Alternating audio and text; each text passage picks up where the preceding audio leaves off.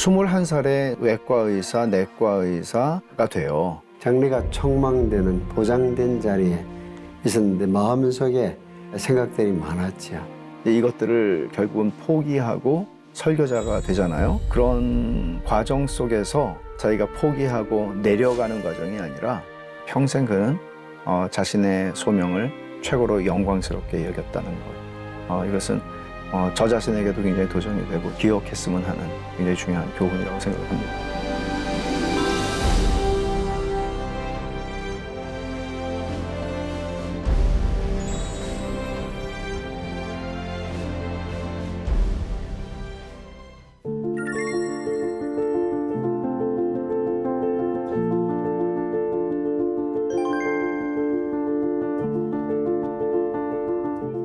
마음의 평안함을 잃었을 때에 로이드 존스의 산상설교 마음이 가난한 자는 복이 있나니 애통하는 자는 복이 있나니 온유한 자는 복이 있나니 이런 설교 서너 편을 읽으면서 내 마음이 다 치유가 되었습니다.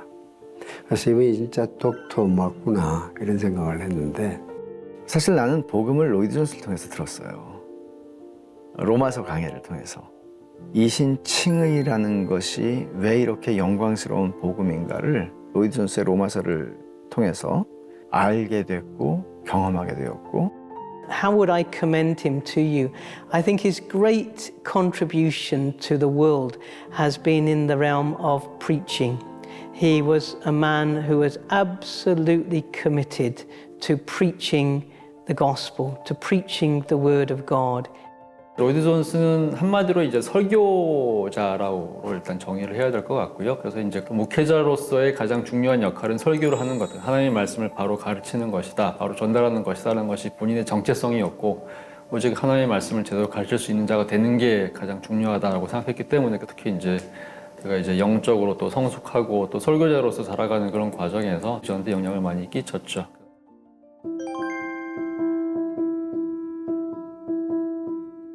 나이 25, 6살에 당시에 제일 잘 나가는 호드 경의 가장 사랑받는 제자로서 영국 황실 주치 멤버가 됐으니까 장래가 촉망되는 보장된 자리에 있었는데 마음속에 생각들이 많았죠. 왜냐하면은 호드 경의 차트를 보면은 조수로서 정리를 해주면 보니까 병의 원인이 eat too much, drink too much. 그러니까 많이 먹고 마셔서 생긴 질병들인데 호드경이 고쳐주면은 3개월, 6개월, 1년이면 또 돌아와요. 그러면 또 처방해줘서 고쳐놓으면 또 들어와요. 왜냐하면 생활 습관이 안 바뀌어지니까 의사가 정말 돕는 거냐 사람을. 왜 사람들이 이렇게 미친 듯이 먹고 마시지? 이런 의문들을 갖게 됐습니다. 신체적인 질병이 아니라 기능적인 역할을 사람이 못하기 때문이니까 사람이 사람답게 되는 일을 위해서 내가 도울 수 있는 일은 뭘까? 이런 생각을 하면서 자기를 치유시킨 구약과 신약이야말로 그 약이야말로 사람들에게 도움이 된다고 생각해서 그렇게 목사가 된 거죠. 사실 로이드 존스는 설교 말고도 의사가 될 수 있었고 다 할 수 있었던 사람이잖아요. 그럼에도 불구하고 나는 오로지 이 설교의 모든 것을 걸어야 되겠다고 생각하는, 거의 잘못 생각하면 강박적이라고 느낄 수도 있을 만큼 그런 설교에 대한 부담을 가지고 설교자를 부르신다고 그는 생각을 했고, 그의 전기에 보면 이런 얘기가 나오죠.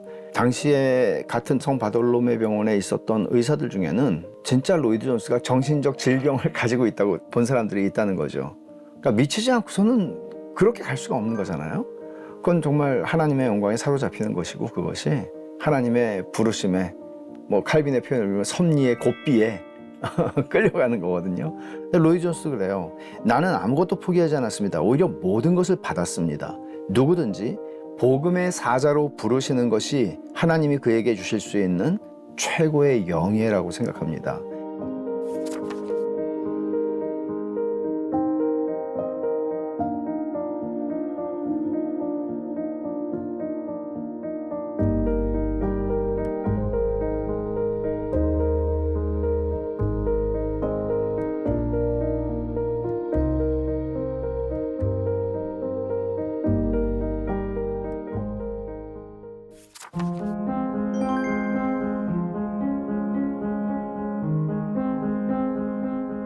로이드 존스가 처음에 갔던 곳은 사실은 전도처, 우리 개념으로 보면 이미 조직된 교회라기보다는 전도처 같은 곳이었고, 사실은 교육 수준이 굉장히 낮고 이제 그런 대부분의 사람들이 살아가고 있는 그곳에서 이제 이 너무나 지적으로 잘 훈련된 사람이 가서 목회를 한 거잖아요.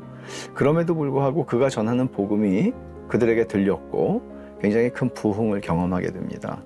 아내가 늘 이제 기도하는 게 안 믿는 사람들이 와서 남편의 설교를 통해서 회심하게 되기를 바랬는데, 자기가 남편의 설교를 듣고 자기야말로 죄인이라는 것을 알게 됐죠.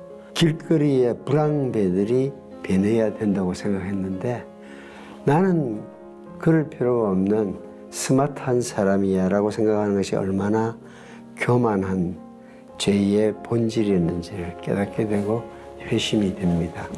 또 특별히 이제 베들레헴 교회만 사역했던 것이 아니고 옆에서 초청하면은 갔잖아요. 5시에 집회에 있다 이러면은 사람들이 2시간 전에 가야 자리 잡고 앉을 수 있고, 그렇게 엄청난 역사가 있었던 건 틀림없는데, 로이드 존스는 거기에 만족할 수가 없었어요. 자기 한 사람의 사역이 아니고 하나님의 부흥의 역사가 터지면은 그런 역사가 동시다발적으로 일어나야 된다고 생각하기 때문에 정말 겸양의 말이 아니고 자기는 부흥을 경험해보지 못했다고 그렇게 정직하게 고백한 사람입니다.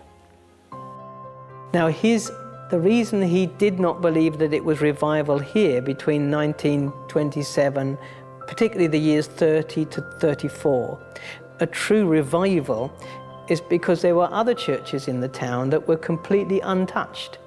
And he believed that revival always affected a big area, and not just one church, but many churches, that many ministries were revived, many congregations were revived. But in this area, in the 1930s, this was the only church. And here there was great blessing. Every year from about 1930 to 1934, hundreds of people were converted. One year 114 people, another year 120 people saved. And he always especially took note of how many of those people were saved from the world. People who hadn't been to church before, but they were saved from the world. And he was particularly keen to see people's lives changed from the world.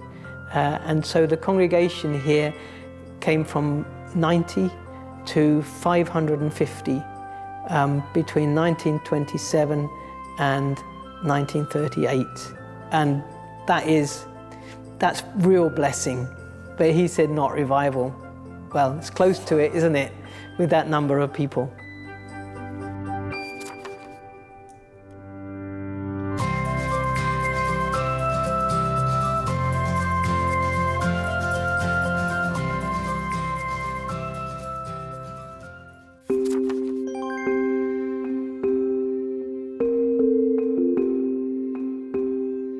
(313년) 이후에 기독교가 이제 공인되고 난 이후에 유럽 사람들은 기독교를 일종의 전통으로 가져왔기 때문에 스스로가 어떤 영적인 경험이나 체험, 또 분명한 어떤 신앙 고백적인 내용이 없어도 자연스럽게 자신을 그냥 기독교인이라고 하는 소위 명목상으로 이제 기독교인으로 살아왔던 거죠. 그러니까 로이드 존스는 자기 설교를 듣는 모든 사람들이 다 그런 사람이라고 일단 전제를 합니다. 이제 스스로 회심 경험이 있는 사람도 있겠지만 그 회심 경험도 이제 반복될 필요가 있는 것이고, 경험이 없는 사람들의 경우에는 이제 소위 관습적인 기독교에서 벗어나서 참된 기독교를 이제 발견해야 된다고 생각하는 거죠. 꼭 이런 얘기를 반복을 많이 해요. 여러분들이 진짜 그리스도인인지 아닌지를 테스트할 수 있는 시금석이 여기 있습니다 하고 질문을 던져요. 그래서 아니 지금 교회 다니는 사람한테 설교하는 거 아니었어?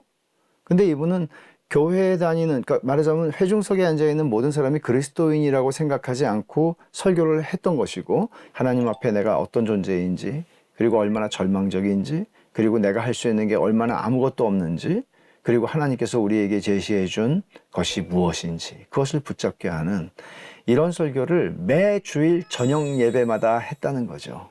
근데 로이드 존스는 아니 우리는 다 알고 있는데 이런 기초를 왜 우리에게 가르칩니까? 라고 하는 데 대해서 신자는 이 설교를, 이 복음을 매주 들어야 하고 들을 때마다 우리는 새로워진다는 그런 확신을 가지고 있었어요. he didn't have a narrow view of the gospel. I think that's quite important. It wasn't a very simple ABC of the gospel.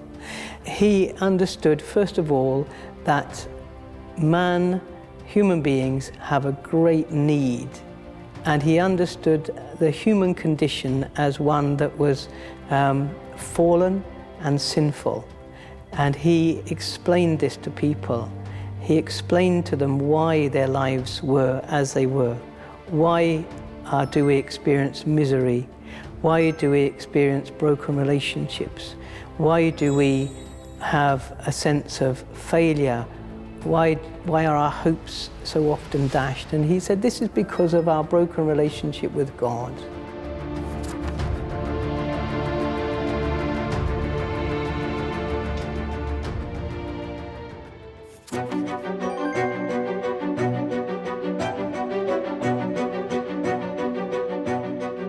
And he took an interest from an early age in the revival in Wales in the 1700s and the 1800s. He was particularly impressed with the preaching and the effects of the preaching. And I believe that from a young age, he had a great desire to see the Holy Spirit working in such power. I think he was attracted to someone like Daniel Rowlands, who the Lord used greatly in Wales, particularly in terms of preaching. And it was from those early years that he became convinced that what was needed was powerful, Spirit-inspired biblical preaching.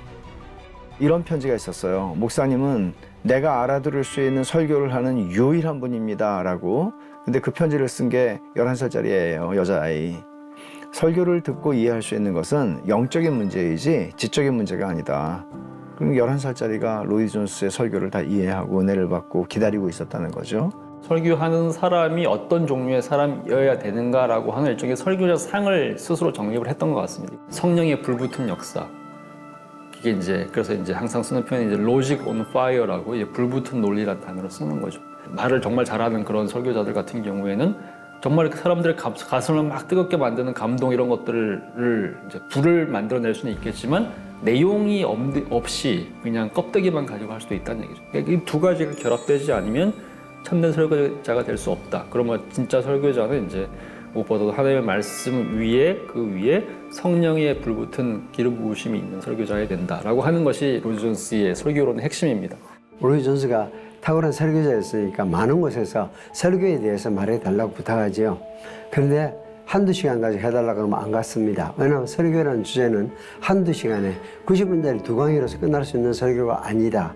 그래서 안 갔는데 웨스트민스터 신학교에서 16시간을 줄 거니까 강의해달라 해서 했던 내용이 16장으로 되어 있는 설교와 설교자들입니다. 그래서 그 책 하나 있으면은 설교자가 누구이며 설교의 사역을 어떻게 해야 되는지를 알 수 있는 좋은 교과서라고 생각을 해요.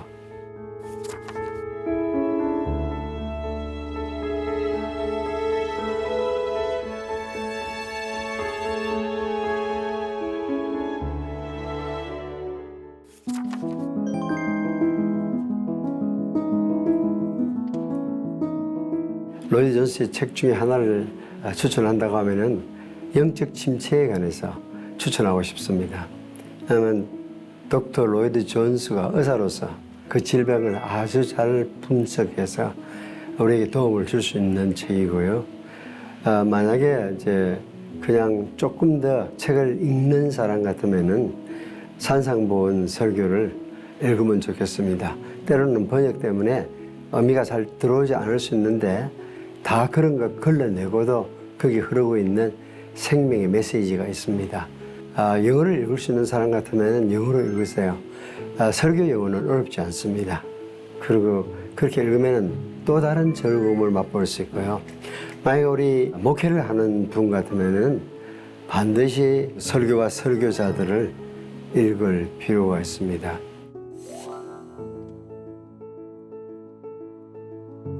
그리고 긴 겨울 방학을 앞두고는 생애에 대한 전집을 읽는다고 하면은 읽기 전과 읽기 후에 당신의 삶이 달라질 수 있다는 거 제가 보장해 드리겠습니다. 주 보좌 나 엎드려 주 경배해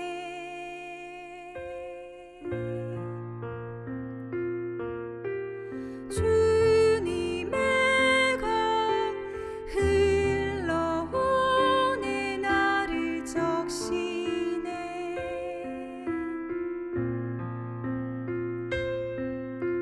주 보좌 나 엎드려 주 경배해